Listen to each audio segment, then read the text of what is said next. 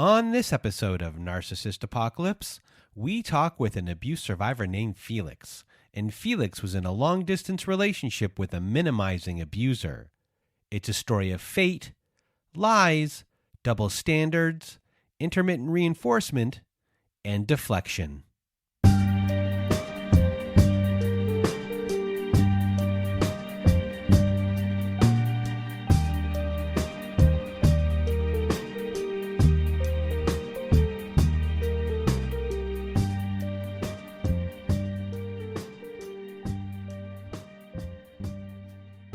Welcome to Narcissist Apocalypse, everyone. I am Brandon Chadwick, and with me today we have Felix. How are you? I'm doing great. How are you, Brandon? I am doing well. Thank you for asking. And if you want to be a guest like Felix is today, please do go to our website at narcissistapocalypse.com, fill out our guest form, press the submit button, and we will go from there. We also have a support group at our website where we have Zoom meetings every Wednesday nights, Thursday afternoons, and Saturday nights. So if you need support, join our support group today. And we also have a newsletter at our website where you get a free workbook for every new Survivor Story episode. And that is all at narcissistapocalypse.com. And today we do have a content warning as we do discuss physical abuse in this episode. And also there were some sound issues with this episode, so you might hear some inconsistent sound here and there. My apology for that. And today you're going to hear Felix's story. And Felix was in a long distance relationship where immediately it felt like it was meant to be. There was fate involved. And that idea of fate and these grand days and grand gestures when they were together really felt like the best feeling that there could be. However, volatility and red flags were popping up. It started to pop up. But this was always repaired by this idea of fate once they were in each other's presence again, only to become volatile quickly after that. And these cycles just continued.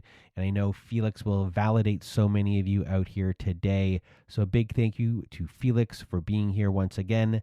And now I'm going to get out of my way and your way. Felix, the floor is now yours. So, I guess I'll start about me. I was born in the suburbs of a large city. I had a nice, normal suburban upbringing. I have two parents who were very in love with each other, were very supportive of mine and my younger brothers. Any passion, anything we were interested in, they always wanted to support us.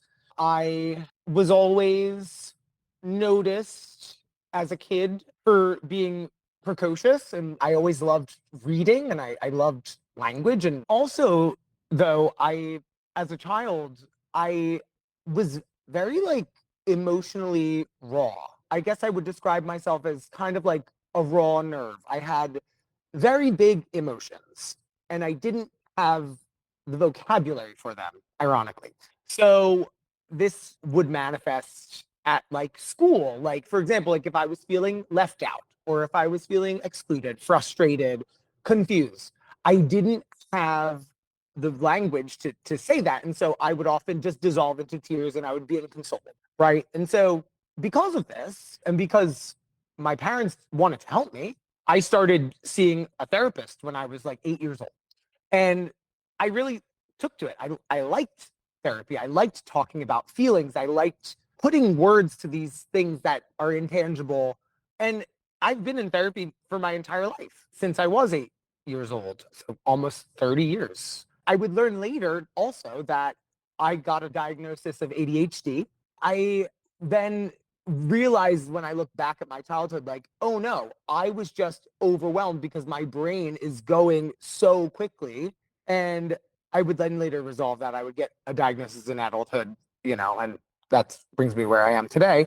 But yeah, my mom was kind of like the glue of our family. She lost her mother when she was 19 and kind of took up the mantle of being the one to do the holidays and make sure everyone stayed cohesive as a unit. She was always helping everybody. She was always there for everybody, sometimes self-sacrificially, where she would do too much for people that didn't necessarily reciprocate what she would do. She gave so much of herself.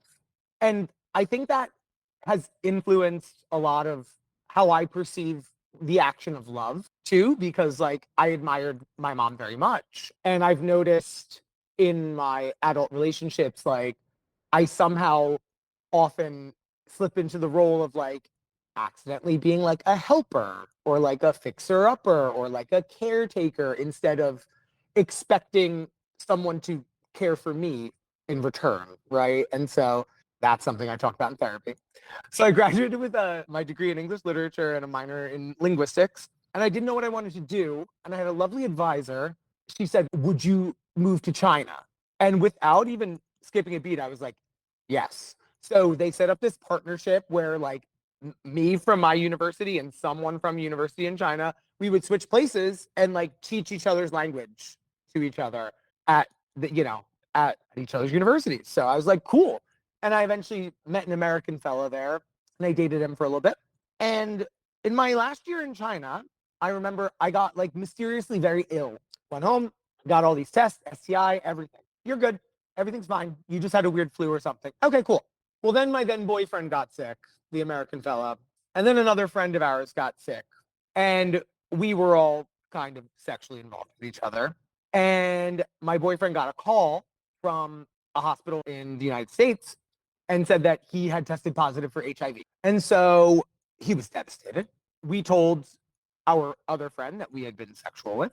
He absconded overnight to Hong Kong, got a test. He was also positive for HIV. And I thought to myself, well, the only common denominator here is me. So if we all got sick and he has HIV and he has HIV, guess who probably also has HIV? And so I made the decision to move with my ex, and we lived with his family, and it was very emotionally volatile. After we got there, we were traumatized. It's traumatic. Getting diagnosed with HIV is so traumatic. There's so much that you don't know about how you reckon with yourself. And after I got my diagnosis officially, back when I was in the States, I remember just feeling just shame. So much shame, so much sadness, so much grief. And he was experiencing that, and we were experiencing it in parallel. And it became a thing where my ex was not able to like metabolize any of this shame. And he was very verbally abusive to me. He was physically abusive. And then I decided to move back closer to my family. So I did. I moved back to my home city and it was great. And about a year in, I started a relationship with a guy that very quickly became very volatile. And it was very much like, and I hate you, don't leave me, right? Everything that I did was my fault. I could not do anything right. He would threaten suicide. He would be incessantly like calling me when I was at work teaching. I'm still a teacher. He would accuse me of cheating on him. He basically threatened to kill me on my stoop, flicked a lit cigarette in my face. And so the next day, I went and got an order of protection against it. I went to the court and I filed for an order of protection and he got served with that. And we had a court date. He will not accept a one-way order of protection against him. He wants a mutual 3-year order of protection against each other. Now, I hadn't done anything to warrant this, right? But at this point, I was just so exhausted and I said, whatever, I don't care. I just want him away from me. So if that's what has to happen, that's what has to happen. So I agreed to this. And after that, I was trying to find ways to bring joy back into my life, and so I auditioned for a chorus because I was always a singer and I got in. And yeah, it's just been such a huge source of joy and community. So I started to do that and I got a good teaching job at a school that is close to my house. And yeah, things were looking good. So, a lot has already happened with your life up until this point. Traumas, including something that we haven't mentioned yet, which is your mother passing away. And your life feels like now it is on the upswing after all of this. And then you're about to meet the person that this story is about. So, take us from here. So, like a lot of people's stories, I felt like I was in a Hallmark movie when I met this person. I had a friend that I made when I lived in China who was getting married in another country. And so I was delighted to be able to go there for their wedding. You know, it was going to be awesome. So I hadn't seen them in a few years and I was just so excited. So I go there, I'm traveling alone, right? And I think, like a lot of gay men, when they travel alone, like you'd carve out some time for yourself to, like, maybe have some fun, maybe have a few little dalliances before you have to do the things, So I said, we'll get there a day early so I have time to myself. Maybe I can find a nice person to meet and hang out with before I have to be with my friends all weekend, right? Well, that's what happened. I was in this town and I opened Grinder, a very famous gay app, and very, very handsome man sent me a message. So he said he would like to meet. And I was like, okay, sure. When I looked at him and I saw him for the first time, it was truly like a moment of, like, it did feel like time had stopped. It felt like there should be like an orchestral swell of some kind where it's like we locked eyes and we just both smiled and it was like, hi. And it was like a hi, it's as in like, there you are. I've been looking for you. It felt so familiar and so comfortable right off the bat.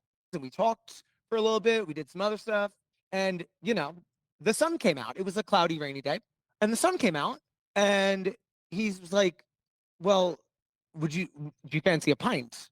Should we go get a pint? And I was like, yeah, sure. So we go to this bar and the conversation is so easy. He's so charming. He's so intelligent. I feel very seen. I feel very recognized by him. And something that was very vivid for me too was people came up to us and said, you guys are just the most adorable, radiant couple. You guys must have such a strong relationship. How long have you guys been together? Meanwhile, we had met 7 hours ago. Right. So like we were like both like, oh wow, like that's really interesting. And I was already feeling this connection, right? But I'm like, this at this point, you don't know, is it going to be just like a vacation romance thing that like never comes to fruit or whatever? But people could see and were remarking on how we looked together and how our energy was so radiant and it was so good together, right? So we eventually, go back to the hotel. I invite him to sleep over with me at the hotel. We spent the whole next day together. We talk a lot about like past relationships and stuff. I was very open about my relationship with my ex, and he was just listening and paying attention. And I remember he said, wow, if I were lucky enough to have you as my fella, like I would never treat you like these people. I would never do that. And I was like, that feels so good to hear, right? Like, wow, somebody who recognizes that I don't deserve to be treated that way. Like, this is awesome, right? I asked him about his exes. Didn't have much to say, honestly. He was like, yeah, I don't know. Haven't been in a relationship for like, I don't know, like 10 years or whatever. My one ex cheated on me and he was an asshole. So I got rid of him. And then my other ex, we were together for a few years and we just grew apart. And so it's just kind of, it ended that way. But I was also open about the fact that, like, usually my relationships have been non-monogamous. Now, I'm not a polyamorous person. Like, I don't need 7 boyfriends, but I believe in ethical non-monogamy, and I've done a lot of reading on that, and I've done a lot of like work with my own communication ability and to make that work in past relationships, right? And it's usually some people for whom it is a deal breaker. It's not an issue, right? So we went into all that kind of stuff too. And so then it was my friend's wedding. That was actually the reason I was there. So we hung out up until the pre-drinks for like the welcome party the day before the wedding. And he was like, well, I hope I see you again before you leave. And I said, well, as luck would have it, I actually need accommodation for the night after the wedding. And he was like, well, then you can stay at my house. So I was like, that sounds great. I love that. So I'll see you then. So weekend, wedding, so beautiful. And then the day after the wedding, I meet up. I drop my belongings off at his work. He hides them in the back office for me. He says, when I get off, I'll come meet you and your friends because we were kind of out doing like a little pub crawl. And he did. And everyone thought he was so charming. And they were like, oh, this is his boyfriend that he's been talking about, his little weekend boyfriend that he's had. He's so handsome. Oh, he's so charming. And that was my last night there. And I remember at one point just breaking down and beginning to cry. We were like cuddling outside of the pub. And I just remember starting to cry. And he was like, honey, what's wrong? And I was like, it's so unfair that I have to leave this behind because I have to go back to my reality when I have never felt so seen, so cared for, so held, so listened to. And I just feel so safe with you and so comfortable with you. And I said, how cruel it is that I found this thing that is so feels so right and I have to leave it behind. And he looked at me and he gave me a kiss and he said, you are perfect. Anybody who tells you that you are too much or that you're not enough, they're not your people and they can go fuck themselves. And I just started crying again, again, again. And so yeah, it was just like I can't underscore how much I believed this. I really, really, really wanted this to be real, and it felt real. But it was like only 3 days of knowing this person. So I leave the next day, and it was a very difficult goodbye. Very difficult goodbye. I had to fly back to the States. We exchanged numbers, and he was like, don't be a stranger. It was like, well, I'm a very good communicator, and the plan is not to be a stranger with you because, again, this felt rare and unique and special. So, I got back to the United States and we kept in contact daily. I mean, within days of my being back in the States, he and I were already talking about him coming here to visit. I was sharing the program for like the tourist visa waiver so he could like fill out the paperwork and all of that. And we communicated daily, like all the time, and on the phone for 3 hours at a time, 4 hours at a time, just talking and laughing and just like getting to know each other more deeply and just really thinking that how we met was so unlikely because, yeah, neither of us were from that country, right? So it seemed so rare. Like I said, it was like a movie. Hi, everyone. If you've been listening to Narcissist Apocalypse for a long time, you probably know I haven't done host read ads in years. And that's because all I really have with you is trust. So as time has gone on, I become more careful about what I bring to the show, especially because survivors deserve care from people who understand trauma and aren't treating it like some side issue. That's why I wanted to tell you about Rebound Therapy. Rebound offers specialized virtual treatment for people ready to work through past trauma and reclaim their lives. What stood out to me is that their therapists are carefully vetted and trained in evidence-based treatment. They pair their clinical expertise with deep support from survivor advocates who have lived experience to support your healing process between sessions. It's covered by many major insurance plans like Aetna, many Blue Cross Blue Shield plans, and more. Head to hellorebound.com/NA to check your insurance or get matched with a therapist. I'll also put the link in the episode description. So, just to kind of point out here, it's a couple things. You're getting this fairy tale, movie, society kind of fantasy that's thrown in here, and you're getting the idea of fate as well on top of a massive love bombing here. So you have this trio of things. And then, as you mentioned before, you have these people who knew you on one, you knew each other for a day, less than a day. And people are coming up to you telling you like how you two look together.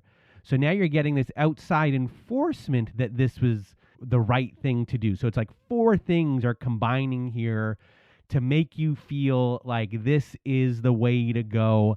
And on top of this, what also is going to be difficult is you're in a long distance relationship.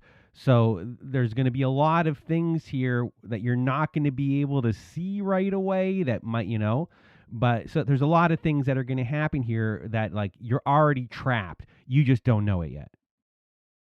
Right. And so during this was a year ago, essentially, right? That I'm talking about. So I was doing like a lot of singing stuff. And like I said, I was trying to, strategize and help him with like the visa process to like come here to visit me. My birthday's in the summer.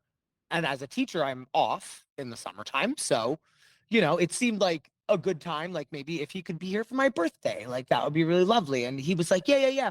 No, absolutely. Like, we'll figure out these dates. And then he went on a holiday, like for a long weekend. He went to Budapest and he was like on video with me, like walking me around the city as though I were there.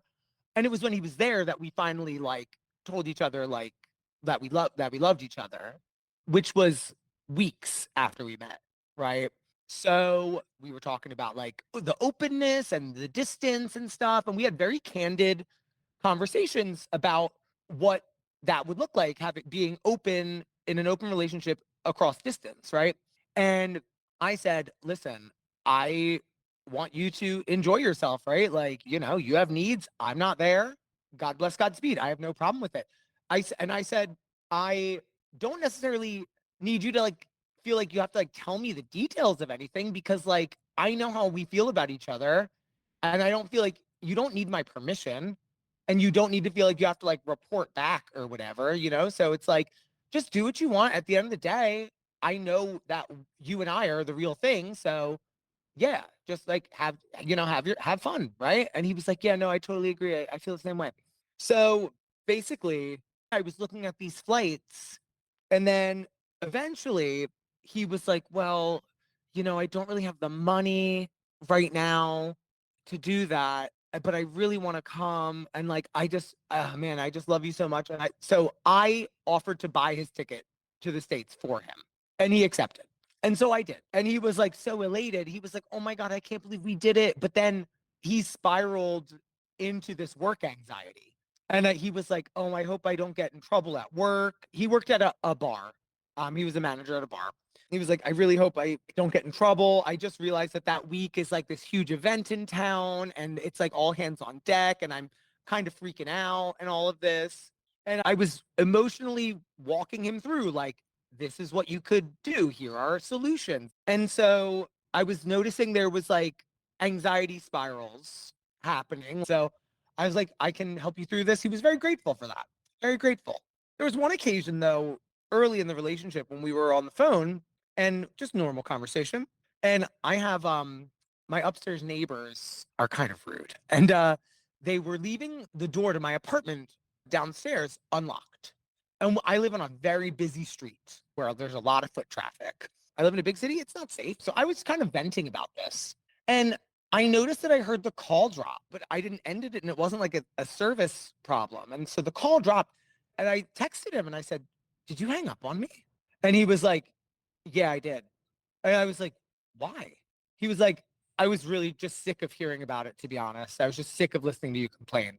And I was like, oh, sorry. I thought I was like just sharing something that was frustrating to me, like venting to you about it. I think there's room for that. And like hanging up on me really hurts my feelings.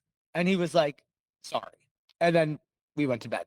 And that was like, okay, like I don't know, like maybe he's just having a bad night. Then, he tells me basically like he had told his parents that he's coming to the States. I had told my dad, and he was like, "Oh, I hope that me hanging up on you doesn't paint me in a bad light. I hope you don't think differently of me." And I was like, "No, I mean it's fine. Just like I told you how I feel. Like just please like don't do that. It's like not, there's ways to change the topic. Whatever."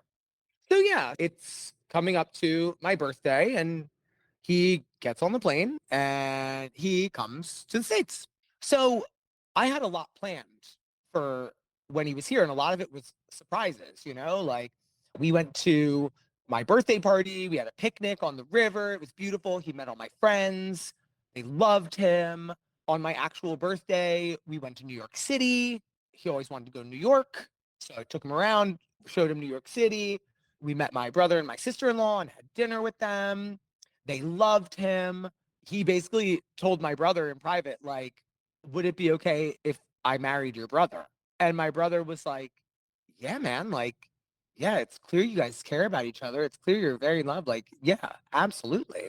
Because on this trip, that was when he was like, I want to marry you one day. Would you say yes?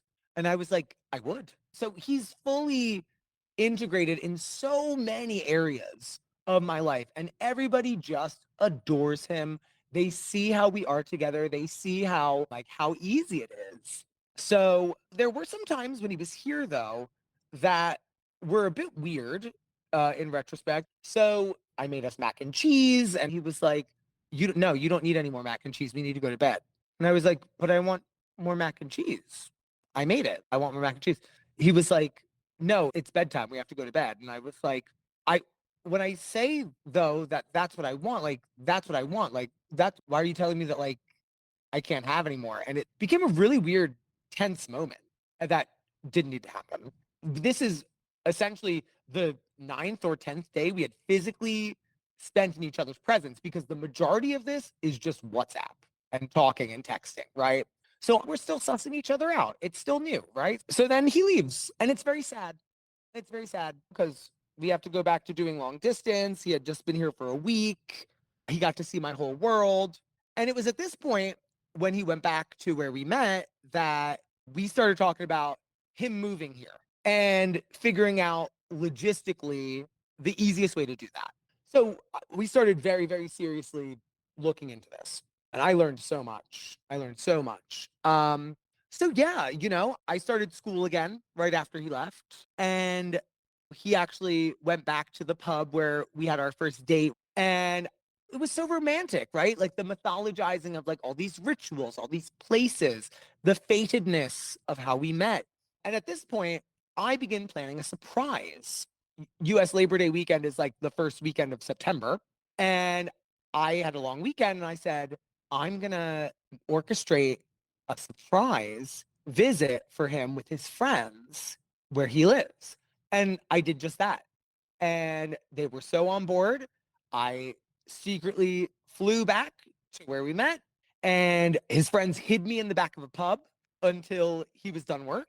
And I was there surprising him. They got it on video. He seemed so genuinely shocked.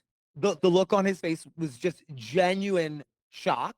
And we had the loveliest visit. It was really awesome to be back where we met. And yeah, like I put a lot of money and intention and time into this, right? Because I loved him. And it was only a long weekend, it was only 3 days. And so after that, he was like, no one's ever done anything like that for me. Like, you are the love of my life. I'm gonna marry you. You're my husband, like you're my future. I love you so much. Now, at this point, the visa that he was living in this country on was due to expire. He was on a work travel visa. He was like, I don't know what else to do other than move back to my home country, which is very far away. So that was not something that I was too keen on, because we were already doing long distance. But from here to Europe, it's like 5, 6 hours. That's still manageable, right? If it's afternoon here, it's evening there. Okay. We can still have some semblance of a normal time. But when he did this, we were looking at a 15 to 16 hour time difference, which is daunting and difficult. So basically, he and I talked about it a lot. And he said, you are my future. I'm going to move with you. I'm going to move to where you are. I need to go back and work and save money so that then I can come and be with you, and we can do our plan that we have been doing with the visa and everything, and getting married. And I just remember having this feeling in my gut, like he shouldn't go back there. I was like, something is going to go awry if he goes back there. And it was just a gut feeling. I didn't have any proof, but because he was calling me sobbing the night before his flight back to his home country, being like, is this the right decision? But he was clearly very distraught about leaving where he was currently living. He had all these friends, and it was something I could relate to because I had the same experience with China. I didn't want to leave China. I had to. He didn't want to leave this place. He felt like he had to, right? So I was like, I've been there. I know how hard it is, but these are your lifetime friends, like that's how I met you, because these are friends that I will have for my whole life. And so he goes back. He goes back to his country. And this is when things start to markedly shift. Because up until this point, I had no reason to feel like anything was wrong. But so he goes back to his country, and immediately, I'm a very logistically minded person. You know, I'm very much like, I'm going to share my Google Calendar with you. We can put in our schedules so we can like schedule times where we can talk on the phone, video chat, whatever. Oh, that's such a good idea. Oh, I'm such rubbish with this kind of stuff. So you'll have to show me how to do it one time. And so I walked him through it. And he was like, oh, I can't figure it out. I'll do it later. Okay. He's dealing with a lot of reverse culture shock being back in his home country. He's dealing with depression from having to leave his friends, from how hard it is to be so far away from me. And I remember at this point, he kept in conversation, basically giving me an exit if I wanted one. He basically would say things like, I know this is really hard. If you change your mind and you feel like you don't want to do this, I would completely understand because I know it's so difficult. Or he'd be like, it seems like you're giving up already. And I'd be like, don't say these things. I'm committed.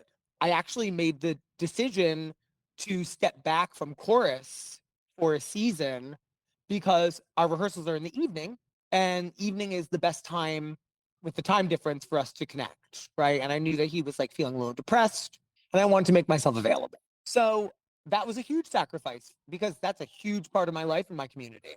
So at a certain point, it would have been October of last year. He was being so sweet. You know, my mom's birthday was in October. He sent me a little gift of a framed sky the night we met, and it had the night that we met, and it had like a snapshot of the stars. I love astronomy. I love constellations, like ever since I was little. So that was like such a touching gift to receive on my mom's birthday when grief surfaces up again on hard anniversaries like that. And I was like, oh, that's such a lovely gift. I had gotten him up for his birthday. There's these little bracelets that are like Bluetooth where no matter how far you are there for a long distance, if you hit the bracelet, it'll send somebody like an I love you message or an I miss you message. So again, trying to engineer and be the architect of like the glue and the structure that can keep this going across literally the other side of the world. So in October of last year, he tells me that he's not feeling well, and he got really sick. He does all these tests. He gets his test results back, and it shows up that everything's normal, but the HIV test that they ran on him came back inconclusive, which only happens if the infection is recent. You don't have enough antibodies for the HIV virus to appear as like a positive test result yet, right? And I'm immediately like, all of my past like trauma of like having accidentally given my ex-boyfriend and a friend of ours HIV immediately comes back. And I'm like, there's no way it was me. There's no way it could have been me. I have been on medicine for 10 years. I am undetectable. The common wisdom is undetectable, is untransmissible. But I was second guessing myself, even though I know this is all true. And I went back for 5 years and I looked at all of my test results and I'm like, no, I'm undetectable. I'm undetectable. Nope, there was never a blip, never anything weird. So basically, again, we're in an open relationship. And I was like, well, I don't think you got it from me. Like, and he's like, yeah, it's so weird. Like, I haven't been with anybody since since we were together when you came and surprised me. Like, that's so weird. I just don't know how this could happen. And again, we had talked about our openness. He knew I was having like casual hookups, and he was like very adamant, like, I know I'm allowed. I don't want to. You're the only guy for me. I don't feel the need to do that. I want you to do whatever you want. So he's positioning himself as this person that like is morally above kind of doing this casual hookup situation, even though that is totally fine with me and has always been. And eventually, I just had to come out and say, I don't believe you. Are you sure you have not been with anybody that you could have had a risky exposure with? Well, I guess there was this one person, but well, like we didn't even do anything to, that would like get me HIV or whatever. And I'm just here like gobsmacked. Like, why have you lied about this? Because there's no reason to lie. We are in an open relationship. I don't care if you're hooking up with people. Why would you lie? And he was like, oh, I was just so afraid of how you would react. I was afraid that you would think I was cheating on you. And I was just like, now, I don't know why you would think that because we're open, but it really bothers me that you lied to me about this. And for almost a week, you lied to me about this. And so essentially, what happened was I just had to end the call with him and was like, I need time to think about this because I felt so nauseated by his deception because it seemed so baseless. It was so weird. There was another moment too. I went to brunch with my dad, and for some reason I had a panic attack, and I shared that with my ex, and he was like, "I don't understand what reason you have to have a panic attack. What's wrong?" And I was like, "Well, that's how panic attacks work. There doesn't need to be a reason for them. Like they can just happen." He was like, your life is there's literally nothing wrong in your life. You live your life normally. You do whatever you want. And I'm stuck here and I'm miserable. And do you want to know how it's been going for me? Do you? Like, because I've been absolutely miserable and you don't seem to care and just completely exploding at me. So, like, something is shifting at this point in the relationship, right? And so that was just really confusing when I share a feeling about, oh, I had a panic attack, completely flips it, makes it about himself and about how miserable he is and how I have no reason to feel that way because my life is perfect. I can do whatever I want. I would later learn that you can do whatever you want was actually code for you are able to hook up more easily than I am. And I am uncomfortable with that. But I didn't know that at the time.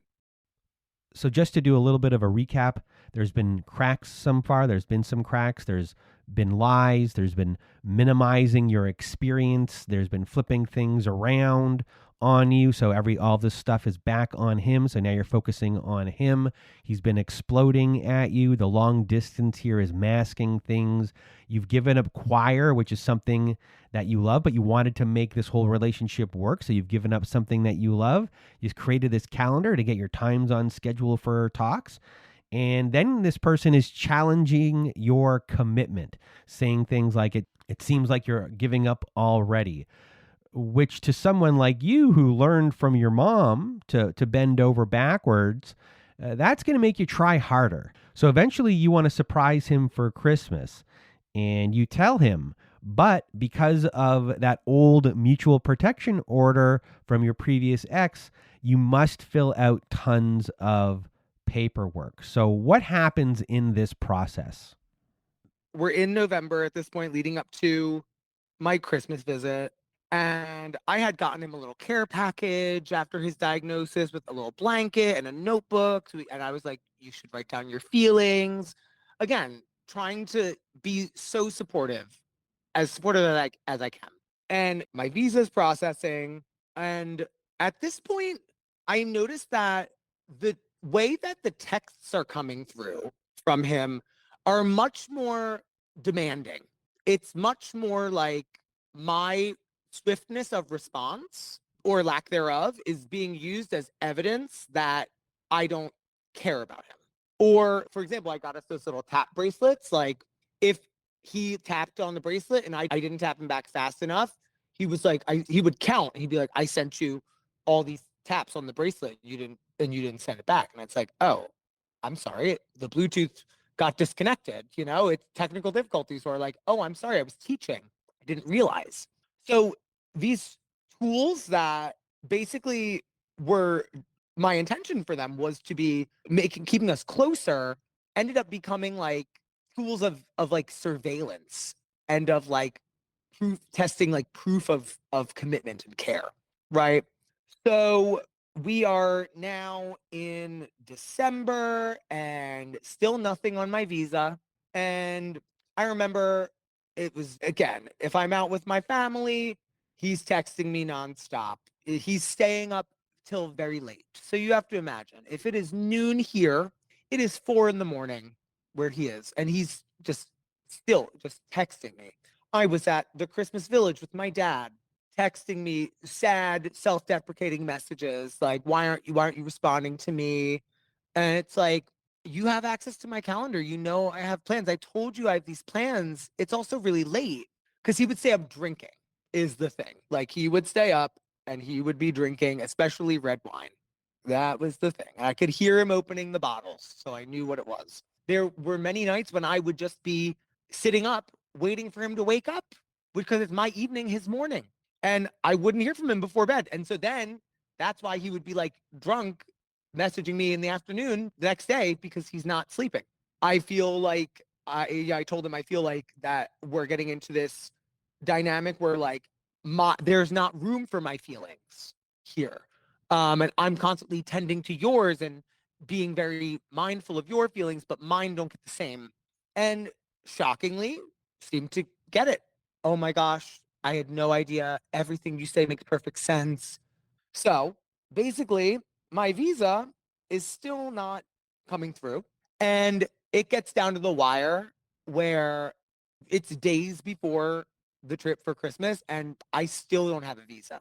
So it's looking like it's not going to happen. And I did everything I could. I got an FBI screening. I threw every document that the government's immigration department could have ever wanted. But if if it wasn't coming through, I can't get on the plane. I can't travel to the other side of the world without a visa. They won't let me through security. It's impossible. And that was devastating because we were so looking forward to this, right? And it was part of the mythologizing of like, oh my gosh, our love lasts across distance and we always find each other. And Christmas was going to be the time that we really just have to be with each other after so many months. And it didn't happen because my visa did not come through. And it was devastating. I was absolutely wrecked. So was he, right? And Christmas is when the majority of the volatility really just ramped up to exponents. Like, after I would be at my family's house, like, he was with his family and he had been withdrawing, and I was like, I feel really disconnected. Can we find a time to chat? No, I'm busy with my family. Didn't have any time for me to talk. Then I call him and he tells me I'm being needy. And he tells me that, he has obligations to other people besides me and I need to accept that. Meanwhile, that never mattered when I did. But, and then he hung up on me. And then over Christmas, he's drinking a lot. He's very depressed. He's telling me that the best thing that I could get him for Christmas was to do a different visa route than the one we were going to do. He wants to do one that was like the fiance visa, which requires us to be apart from each other for longer and is also more expensive. So he's basically making these ultimatums of like, no, it's my ass on the line. It's not yours. So if you're really serious about this, we can do it this way or not at all, but I'm not changing my mind on this. And I was like, okay, I know you're very emotional right now. It seems like this should be a more collaborative conversation. Let's talk about this some other time when emotions aren't so high, right? Then Christmas Day comes and he reveals that he was going to propose to me at his family's house on Christmas Day. And I was like, wow, I would have said yes, So he was like, wow, like, you're not even really that excited about it. Like, I wish that like you would have had a more positive reaction. And meanwhile, that proposal that didn't happen, that he's now telling me for, I guess, emotional leverage, is like the last thing on my mind because he has been so emotional and so volatile. And at this point is when I start to name the patterns that I see most prevalently, like straw manning things that I say. I taught logical fallacies at university for years. I know their names. He would strawman me. The things that I would say, he would take and simplify them so they're easier to shoot down. The whataboutism, oh, I have an issue. Oh, well, what about when you did this 3 months ago? you're no angel, or basically just minimizing or deflecting anything that I said. And I said, I am doing so much emotional labor. I am hyper vigilant of your emotions and your tone. I am always worrying about how I need to word things so that they will land and you will hear them. And that is really exhausting. And so it just was such a volatile Christmas. It was one of the worst Christmases I've ever had. And it was because I thought we weren't together. I thought that's why. I kept thinking, if we can just be with each other, none of this will be happening. I thought that the distance was responsible for these things. And I said, that's why I want to get to each other. So the new year happens, and again, there's just many different things that I can speak to that were just suddenly very changed about him. Like whenever he would be out with his friends, I should not be expecting him to text me back. He is not available. He's busy. Also, like when I'm out with my friends or my dad or my family, whoever, if I don't respond, that is proof that I am ignoring him or I don't care about him. So the inequality of he can withdraw, he can use his friends as a reason that he's not responding, and that's okay. But I can't do that. I can't do that.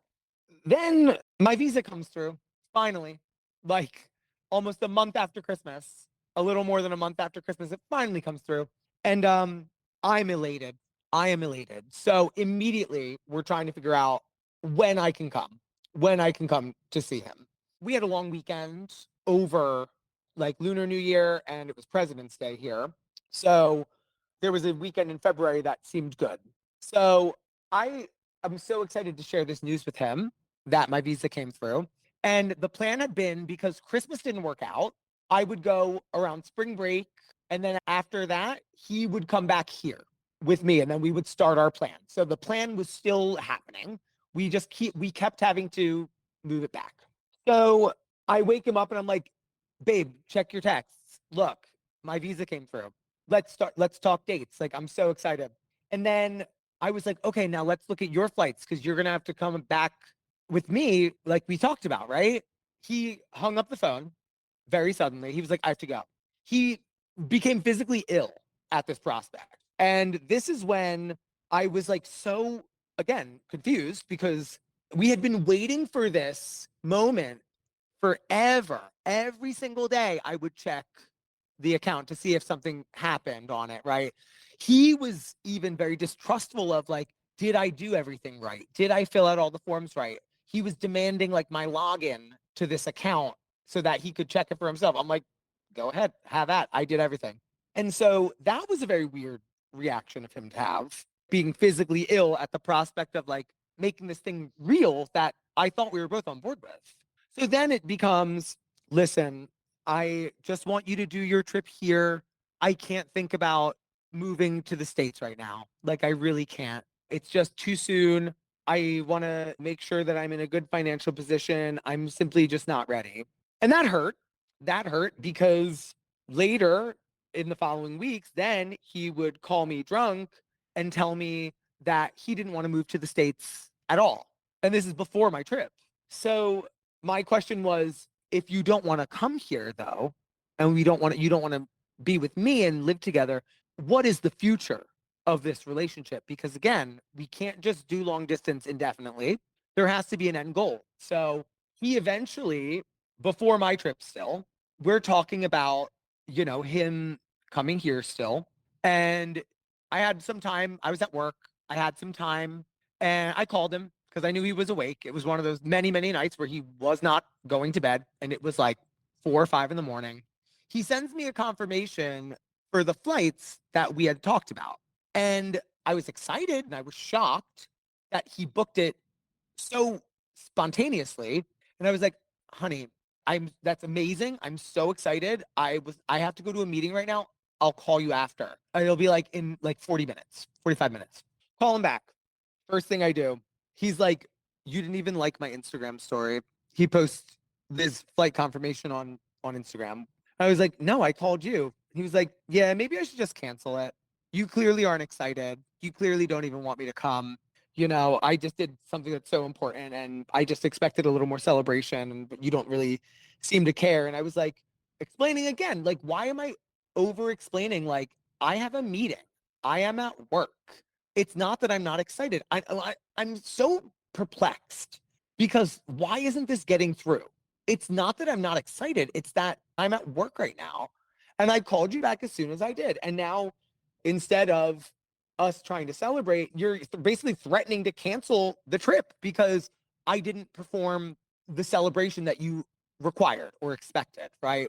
And that was the thing that he would never understand. And it was to the point where it was so volatile and he was being so obstinate and everything was a fight. Everything was a fight. And I was like, do you want me to come? Because it doesn't seem like this is in a good place right here. I know Christmas was really hard, but ever since that, it's gotten so much worse. So basically, he was like, yes, do you want to come? And I was like, yes, but only if things are solid enough and stable enough for us to be good. And I was like, that's important to me. And he was like, okay, good. Then I'll see you when you get here. And so then I get on a plane and it's 24 hours of travel and I'm exhausted. And I get there and it was like the picture perfect reunion after all of this volatility and all of the rupture over Christmas when that didn't work out. He had a little flag for me like I did. He had a little plushie for me. He was there waiting for me at the airport. We went around the city. We had the loveliest day. We walked around. He was taking pictures of me. He was so excited that I was there. It was an awesome day. Like, it was truly like, it was one of those moments where I'm like, this is right. This is what I've been trying to get back to. See, I knew that as soon as it wasn't the distance, that we could just be like we always have been. Because every time we've been in person together, it was fine. And so I was so delighted. And so we drive back to where he lives. He lives in a very small town that's like less than 3,000 people, truly. And the reason that we picked this weekend partially too was that it was Valentine's Day weekend and two of his best friends were getting married. And so the day before, we have a lovely day and we drive back to town so that we can wake up on Valentine's Day and have like a cute little brunch and go to the wedding. So we wake up on Valentine's Day, go and get brunch, and it's so romantic. I had gotten him a little present that I had delivered to his house that we could open when we're together. There was a little jewelry shop that was adjacent to the brunch spot, and the shopkeep was like, he's been eyeing this ring for like weeks, like hint hint. And I was like, oh yeah, So he was on the phone with his mom, and I discreetly went and I bought him this ring. And we're having a lovely brunch. We do crossword puzzles and we go and get a coffee and we go and get ready to go to the wedding. The wedding was a small ceremony. It was 20 people. He was invited, but because I was like a more last minute kind of person coming, there wasn't room for me, which I was totally fine with. So we go to the house where the reception is going to be. And he gets all spiffy. I surprise him with the ring. I was like, you look great, but this could make you look better. And he was just like, oh my God, you're the best. You're so romantic. You always surprise me. So I said, listen, if you need someone to stay here and make sure this is all good, I got you. I used to work in catering. I know how to make a space pretty and ready for an event. So I said, yeah, I'll stock the beer fridge. I will make sure all the linens are good. When the DJ arrived, I helped him kind of figure out where to set up. When the caterers arrived, I showed them into the kitchen. I accidentally became the point person for like everybody at this wedding. And it was only my second day in this country. I wanted to do it because these are his dear friends and I want to be helpful. So, basically people come back, the reception's going, it's great. I am very extroverted. I I'm able to talk to a lot of different people. I am also the only American there, and by virtue of how I talk, people marked me as other very quickly, and they wanted to talk to me. So I was like, "Oh wow, this is great." My partner was going around being a social butterfly, And I was letting him do his thing. I'm a guest here, truly. So, there's drinking. It's a wedding reception. And I say to my partner, like, hey, why don't we go get this fire started? Because there was like a little fire pit. And I said, it's gonna get colder. So yeah, let's make sure that we have that ready for everybody. So it was windy. I built the fire. The wind is stymieing my lighter.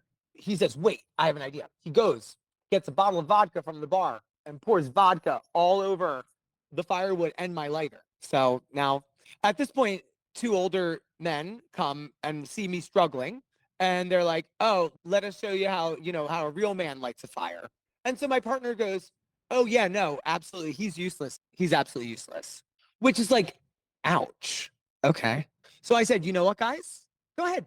Absolutely. I'll leave you to it because my feelings are now hurt because being called useless after I had done so much to make the reception work when everyone was gone at the wedding because I wanted to is it's not only hurtful, it's just factually incorrect. And at this point, I'm like, hey, can I like talk to you for like 5 minutes? I just want to like check in about something. And he was like, no, why? What's wrong? And I was like, I just want to talk to you. Just like come out front. I just want to touch base with you about something. He was like, I'm at my best friend's wedding and you're being dramatic. And I was like, oh, okay. Huh.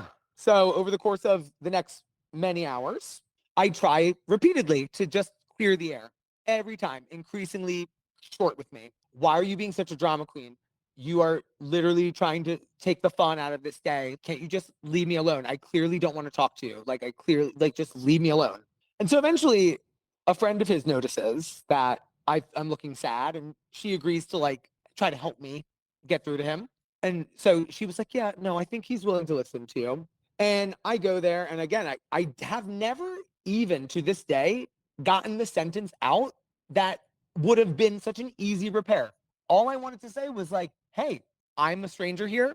I want us to be like a team. That comment was really humiliating. I really need your support. I need you. That's all I wanted to say. That takes 15 seconds. And so he's never even heard that because it was immediately like, oh my God, why are you you're over dramatic. You're too sensitive. And then he said, what really did it for me was he said, oh, you're being a selfish cunt is what he said to me. And at this point, and after hours of being ignored emotionally and being left out to dry, and after all of the sacrifices that I have made for this relationship and for him, and all of the fights and all of the emotional work that I've been doing up until this point, then to be called that, which is so mean and just cruel. I snapped. I had like maybe a centimeter of beer in a glass and I chucked it in his face. And I was like, fuck you, man. And I walked away. I go and collect myself, go to the bathroom, I smoke a cigarette, and I'm like, damn, that was wrong. That was wrong. You shouldn't have reacted like that. Even though, yes, you did reach a point where you couldn't take it anymore. It still wasn't your best moment. You should go find him and apologize. So I was like, okay, that's what I'm gonna do. I'm gonna go find him, I'm gonna apologize. So I go back from the front of the house back into the backyard, and I notice out of my peripheral vision, my ex making a beeline toward me at a high speed, and he's shouting at me and cursing at me and starts shoving me and trying to knock me down to the ground, saying, who the fuck do you think you are? Nobody fucking does that to me. And does this with many people around. And it turns out there were 6 guys that were playing pool nearby and they saw it immediately. They came over and they had to pull him off of me. And his friends came to me and were like, are you okay? Come with us? And at this point, I tell everybody what happened of all the stuff I'd been dealing with before I came to his country, all the stuff that I had done for us and for him, all of the stuff I'd been doing that day, what was said, my part in throwing the beer. I owned up to all of it. I owned up to that. It was wrong. I was going to apologize. And they were like, yeah, he gets like that when he drinks sometimes. We've seen it. And basically, they were very validating. And it was very telling to me that they came to me, who they didn't know, rather than their friend. So the rest of the night, he was so cold to me, essentially ignored me, or if he had to say something, was just very cruel. But my body now is not feeling safe around him because he assaulted me. And basically, it was noticeable enough that a stranger came up to me and handed me his phone and it said, "Are you safe? Do you need help?" And I was like, wow, okay. So we leave the wedding, we go back to the hotel. I am so hurt, I am so shaken, and I lose it at him in the car. No matter what I did, assaulting somebody is wrong, right? And it's unacceptable. And at this point, he reaches over from the driver's seat and starts to choke me out. And I could not believe it. I smacked him off me. I was like, great. Oh, so now we're choking me too. And what did I do to deserve that? Right. So, not at all feeling safe with this person. And it turns out that I was going to be there for 10 days, and this was only day 2. So, the rest of the trip was very weird because I tried to tell him, like, I am simply right now, I don't feel physically safe around you because of what you did. It's going to be hard for me to want to be intimate with you, to be close to you, to be attracted to you. And I said to him, I said, if one of your girlfriends told you that their boyfriend did to me what you did to me, or did to them what you did to me, what would you tell them? He said, I would tell them to break up with him. And I was like, right. So why doesn't the same logic apply to me? And he says, because it's different because I'll change. And again, now I've heard this October, December, like a million times, and nothing's changing. So I said to him, at what point does this make me a sucker? Like, at what point do I become a sucker for continuing to believe you? And I basically said, listen, for the rest of this trip, you better treat me like a prince because what you've done is so abysmal. And you need to make good for this. And you need to understand how dire what you've done is and how I don't feel comfortable anymore. So did he do that? No. What he did instead was self-victimize and pout because of the things that I said to him about how I felt because he assaulted me. Right. So he was so fixated on the fact that I said that I wasn't attracted to him. And he was like, that's really hard to hear. Like, I can't believe that, like, you said that about me. Like, it just makes me feel really bad. And I said, and that's a normal reaction. That's called shame. You have to sit with it. I can't do that for you. I can't accelerate this process or exonerate or absolve your shame. I cannot do that for you. So, yeah, I'm so sorry. Sit with it. If that helps you remember why it was so wrong what you did, good. That's the point. So basically, he was like, well, how long is it going to take for you to feel like safe around me again? And I was like, I don't know. That's not something I can put on a clock and quantify and say, like, oh, in 72 hours, everything will be back to normal. It's not how this works. Your behavior will show me that. It did not. I mean, he moped for the next several days and was very withholding and quiet when we were together. And then as soon as we would go out in public, though, he was a different person. He was a different person. When we were around his coworkers, he was effusively praising me, like, oh my God, he's so smart. I love that I don't have to babysit him. He can talk to anybody. He's so good with a group. So it was very strange because I'm seeing a completely different person, and it was disorientating, very disorientating. At one point, we were invited to his boss's house for dinner one night. We were playing lawn games, it was really cute. He was, again, best behavior after having pouted and being emotionally withholding all day before that. And I remember distinctly there was one point where he wanted to go out front to look at the stars because we were in the southern hemisphere and I haven't seen a lot of those stars. I've only seen them in books. So he knows I like them. And I remember just my body was like, no, because if I go to a place and there isn't company, I'm not sure what person I'm going to get. So the safety of the company was something I realized I began looking for and like trying to not be alone with him. So basically, again, he's sulking the whole time after this. And then we're out with a bunch of his coworkers. And yeah, he's like refusing to help with anything. He's upset that he went to sleep and then I left because I didn't want to sit at his apartment and watch him sleep. And then he gets mad at me because I left when I had been doing our laundry all morning and I didn't want to watch you sleep.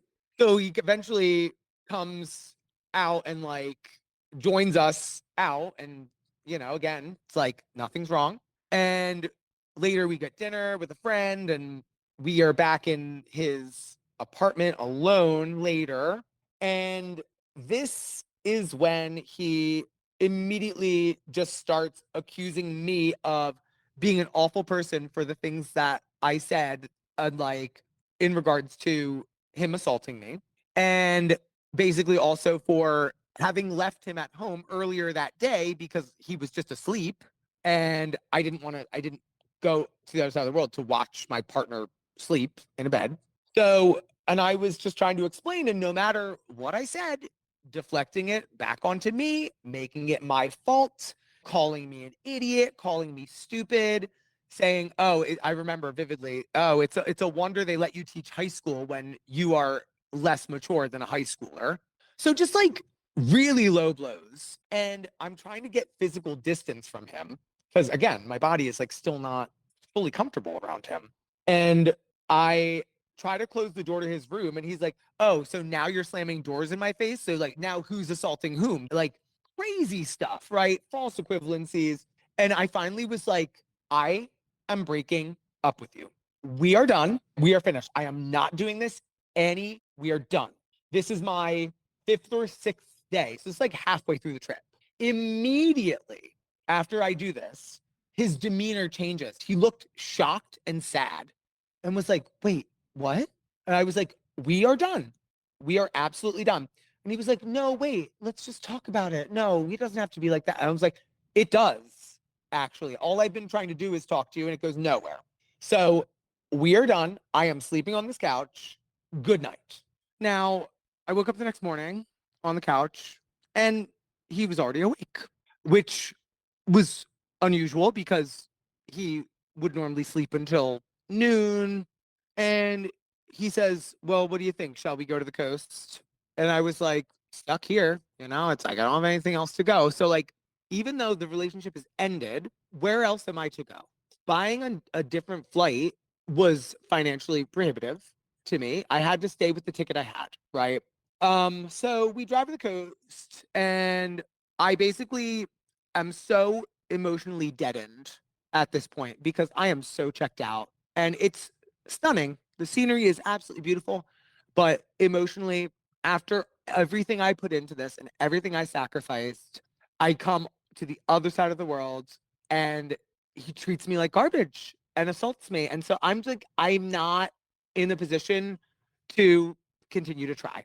So you're not getting the helper version of me anymore, right? You're getting the one who is unable to give you anymore, right? And so he's trying to be all sweet, like, "Oh, do you want to put on your summer playlist and like we can jam out?" And I was like, "No, there's a podcast I'm going to listen to."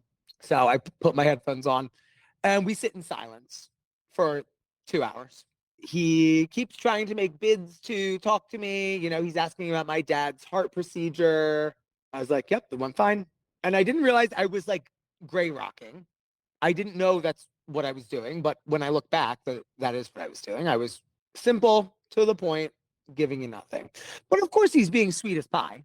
And so we're driving up, and he basically says, "I know that you broke up with me last night, and I have my own feelings about that, but we're here together, and like, I really care about you, and I really just hope that we can be friends."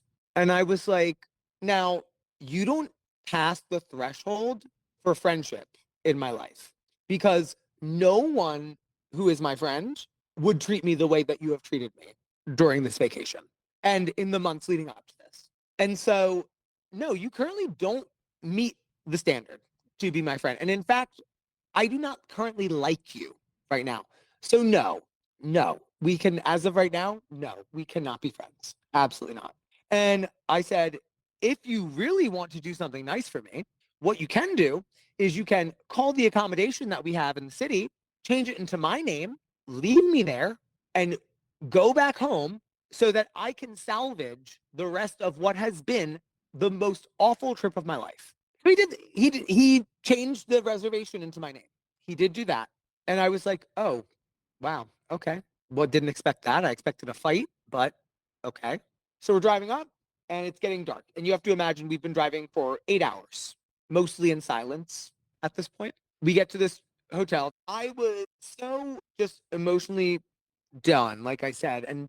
But I still was with this person, and you don't just turn love off, right? Even though I had been treated so badly, my body did not feel safe with this person. Like emotionally, I still love this person. And then he was like, I have been an absolute monster to you, and I should have listened to you. And I was too proud to admit that I needed therapy. I need a therapist. Let's look at some together. And so I keep going because I'm like, is he seeing the light? And he said, I am so, so sorry. I don't expect you to forgive me, but whatever it takes, I'm going to do it for you. And tomorrow, I'm going to start by emailing my doctor and getting a referral to see a therapist. So like I was optimistic. I can't say I was like overjoyed because I'm still just like, okay, yeah, really? But I'm like, okay, you're moving in the right directions. The behaviors are matching the words that you're saying. Great. So we go to the city, and again, it's like he is treating me like a prince. He is on his best behavior. It's like it was like the first day that I went there again. It was like the earlier visits in our relationship where it felt good. I'm feeling more comfortable, like holding his hand.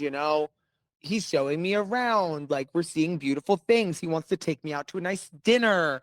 And eventually he kind of asked me, like, do you want to be boyfriends again? And I was like, yeah, I think I do. I think we should do that. So we go to sleep and then we go to the airport the next morning. He drops me off. We have a very teary goodbye. Because at this point, it's like all over the place, right? With like the days that are good are wonderful, the days that are abysmal are violent. And so it's like that slot machine. It's like that intermittent reinforcement. Like when it's good, it feels great. And you're trying to do everything you can to keep that. So we say a teary goodbye. And he said, the next time I'll see you, it'll be in the United States.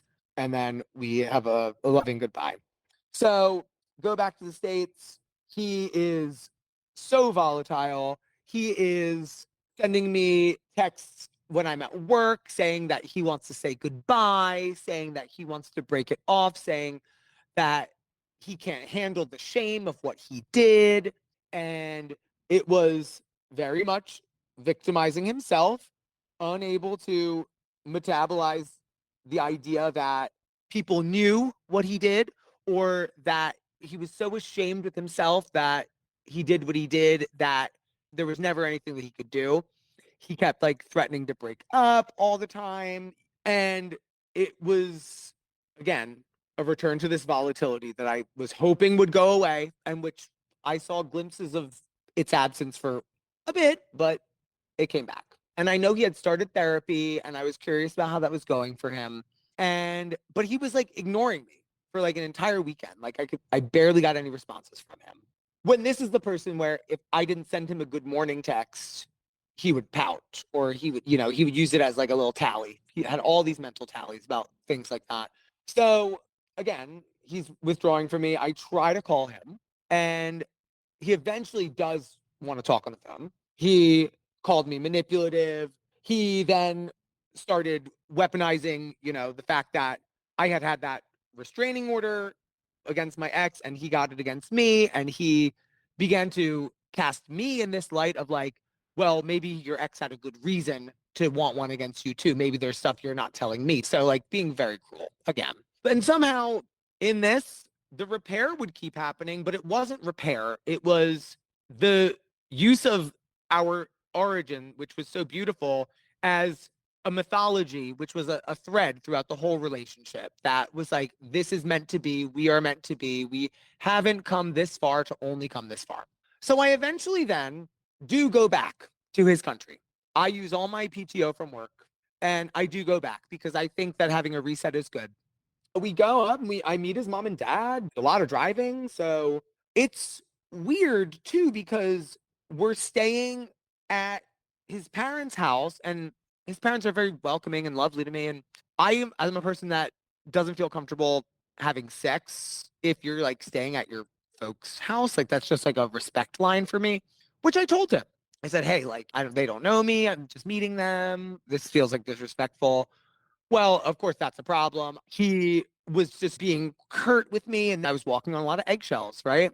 So the second trip wasn't much better than the first. It was better because he didn't physically assault me, but I wouldn't say emotionally it was better. I would say that by then the pattern was so clear and I knew what I was dealing with, and I was just really defeated on this trip.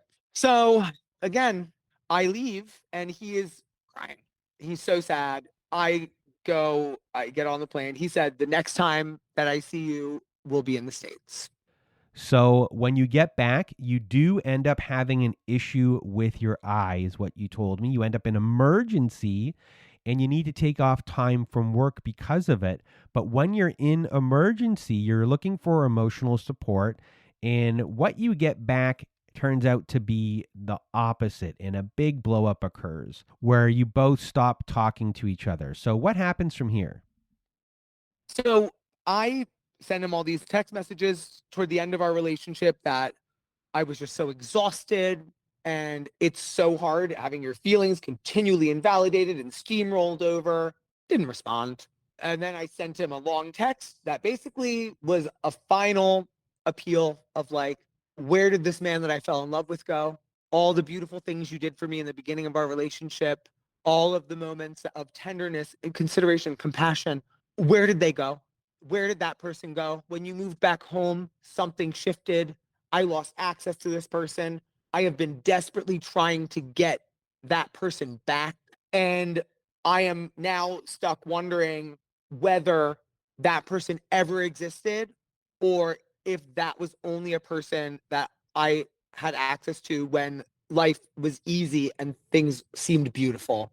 And I put a lot of thought into that message and he didn't respond. And so eventually the communication was very like on and off.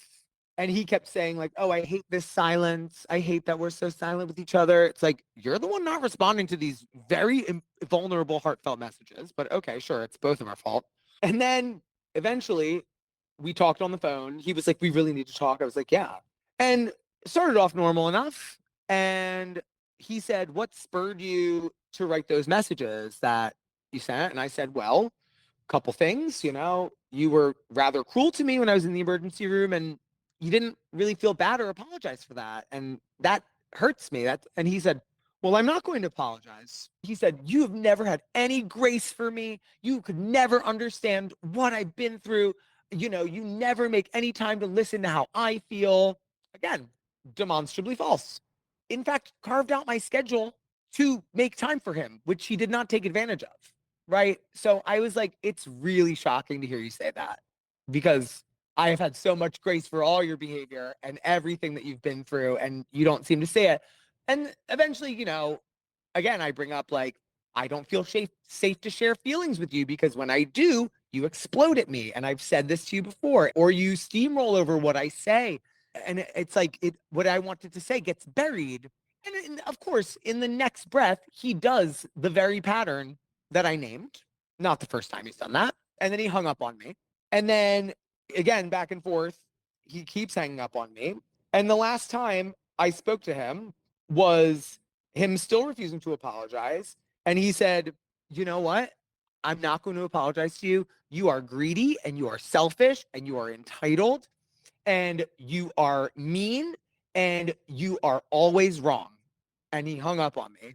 And at that point, I was like, that's my exit. So I texted him and I said, I am breaking up with you.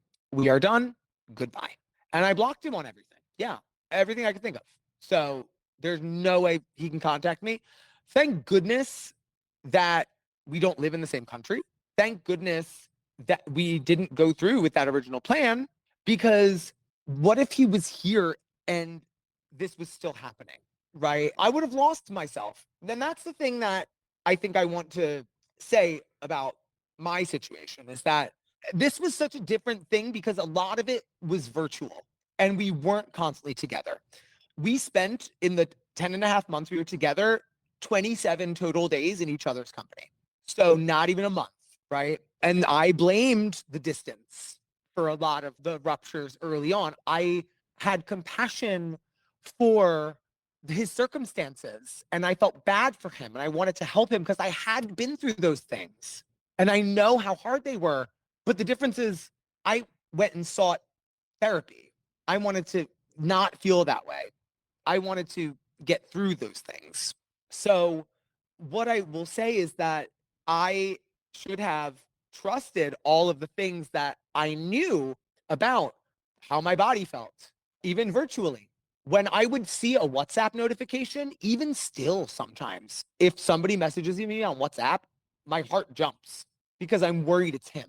And then I'm like, okay, now I blocked him. Okay. But I should have listened to that. That was a huge sign. And when I found out that he lied to me and I was so nauseated by that, huge sign. I should have also listened to all of the times that I studied rhetoric and philosophy and arguments and how to structure an argument, how to recognize and name these rhetorical fallacies, because I'm very good at identifying that and naming them. And I thought, as a teacher, maybe if I explain what's happening, he'll stop doing it. No, that never happened. Right. And so I should have really, really done myself more respect and more compassion and more self trust, because I it was there were a lot of writings on the wall that I swept under the rug, and I think the distance was a part of that because I wasn't constantly around him. And because of that, I explained away a lot of the early red flags and I explained away a lot of like the early mistreatment of me, and the lying and all of that stuff. But now I see it so clearly. Like when I look backwards, the number of times where he was trying to very subtly erode my boundaries by like messaging me at work, messaging me when I was with friends, seeing if I would respond. Oh no, just stay on the phone like 10 minutes longer, please, when I would say I want to go to bed. And that was happening since the beginning. And so I want people to know that it's okay to have really high standards for these things, because it seems like it will disqualify a huge portion of people that you could potentially be dating, but you'd rather know if these things are deal breakers for these other people. Like if you saying no once is a huge, it causes a huge rupture and it causes a fight, that's not your person. If someone puts hands on you, that's not your person. It doesn't matter how it seemed like the stars aligned. It doesn't matter if they force feed you the mythology of how you met, so that, which is actually a substitute for genuine repair. That's not your person. And if you had any words of wisdom for everyone, what would they be? The proof is in the pattern. If the pattern keeps happening, it is not your responsibility to continually explain to an adult why they should take your feelings into consideration. No one who loves you should you need to explain that to.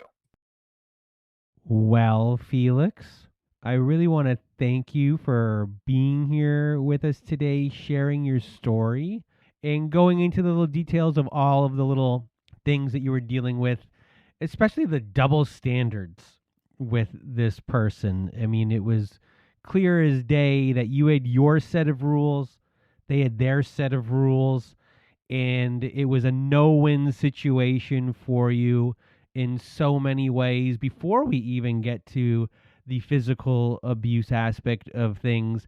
And when you're living in that environment, it's going to take its toll on you physically over time and just eat away at you slowly, especially when you're getting that slot machine stuff that you were discussing, that you're getting that intermittent reinforcement. So you're waiting for those good moments, and then you're dealing at the same time with this draining thing that's stealing the light away from you. And before this conversation, I got to talk to you for a little bit of time, and you are this person who is full of light and exploration. And now you're on the other side of this, and I hope that your healing journey just will continue. And I can't thank you enough for being here with us today. Thank you so much. Yeah, no, I'm going to be okay, but I really appreciate the opportunity to get my story out there. Well, thank you, Felix, once again for being here. And if you want to be a guest like Felix was today, please do go to our website at narcissistapocalypse.com, fill out our guest form, press the submit button. We'll go from there. Also, at our website, we have a support group. So if you need support, we have Zoom meetings every Wednesday nights, Thursday afternoons, and Saturday nights. And we have forum boards for you to post on to get the validation that you need from survivors just like you. So join our support group today. And we also have a newsletter at our website. It is a newsletter where you get a free workbook for every new survivor story that comes out that week. So join our newsletter today. And that is it for this episode, this survivor story. So for myself and Felix, we hope you have a good night.